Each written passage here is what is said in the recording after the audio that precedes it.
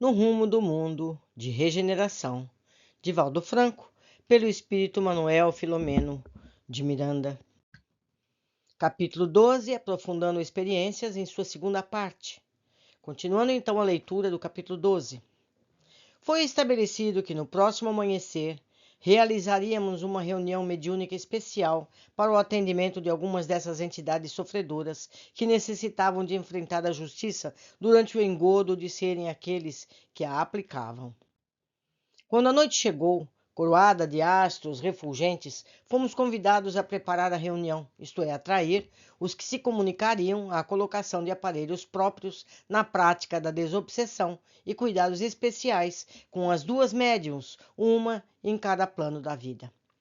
Deixamo-nos conduzir pelas horas que avançavam e nos beneficiávamos dos trabalhos espirituais da sociedade em que nos encontrávamos com as ocorrências naturais. Meditava em silêncio absoluto. Somente a pobreza dos órgãos auditivos, a quietude, não é paralisia. Há movimentos incessantes em toda parte, porque a vida é realmente o milagre da movimentação. Lentamente e com segurança a noite avançou, e aos primeiros minutos do amanhecer estávamos todos na sala mediúnica, isso aqui no plano espiritual, meus amigos, por isso que é no amanhecer. Enquanto os trabalhadores espirituais da instituição, solicitados pelo nosso mentor, organizavam os atendimentos e recebiam os convidados, inclusive os irmãos Gracindo e o confrade que lhe pedia socorro, Dona Clementina, Malvina, que foram despertando suavemente e com lucidez relativa ao estado evolutivo de cada um, todos assessorados e bem assistidos. Então, nós vamos assistir a uma reunião espírita no plano espiritual. Aproximadamente a 1h da madrugada, Spinelli deu início à reunião, solicitando a Eurípides que procedesse à súplica aos céus em favor do trabalho de socorro aos deambulantes na terra. O apóstolo de Sacramento, ou seja, Eurípides Barçanufo, com a voz doce e mansa que o caracteriza, suplicou ajuda ao Senhor dos mundos, depois à Mãe Santíssima e, por fim, a Jesus, o Mestre todo amor, para que abençoasse o esforço de todos em favor da harmonia e do progresso das almas da humanidade. Ouvíamos suave melodia que bailava no ar entre as vibrações de paz e ternura que nos comoviam, quando escutamos vozes exaltadas e movimentação incomum na sala. Estavam entrando algumas entidades infelizes, trazidas pelos encarregados de conduzi-las. Uma delas chamou-me mais a atenção, porque se tratava de um anão, cujo semblante estava marcado por um rancor indispensável. Lutava bravamente para desvencilhar-se dos fluidos que os conduziam na direção de Malvina. Subitamente, sentindo a presença do espírito rebelde no seu campo áurico, a médium começou a agitar-se, movendo os braços, especialmente a cabeça em atitude de defesa, quando então explodiu uma voz rouquenha e agressiva. Trata-se de um traje, a armadilha com que se pretende esmagar-me.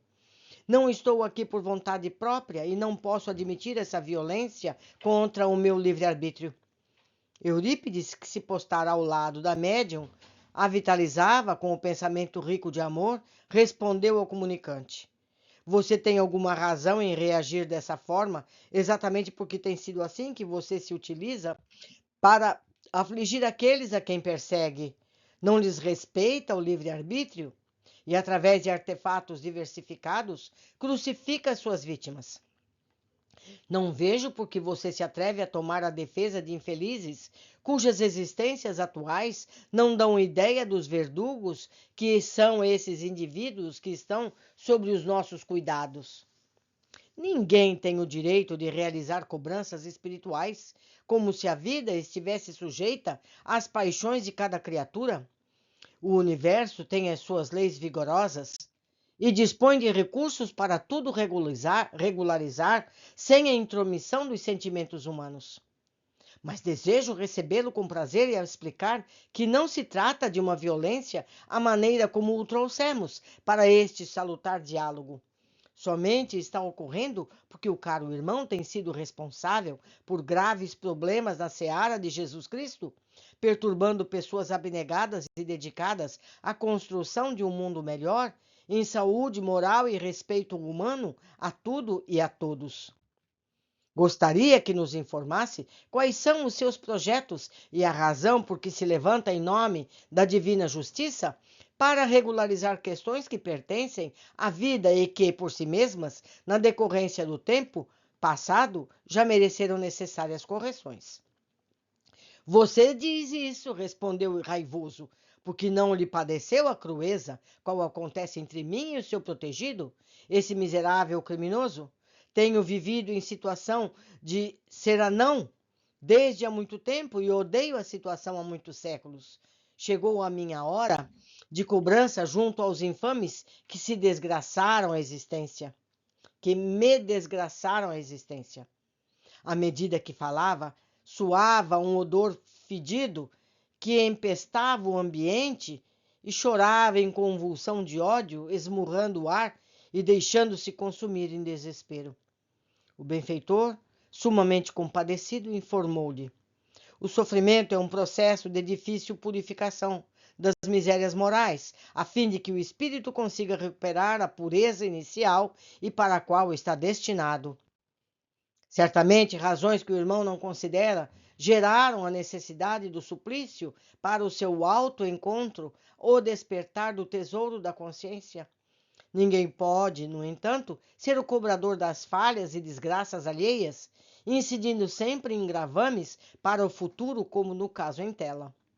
O casal, sobre sua aguda perseguição, está inscrito nos códigos soberanos como devedores, e o tempo dispõe dos instrumentos próprios para o restabelecimento do equilíbrio e a edificação do bem.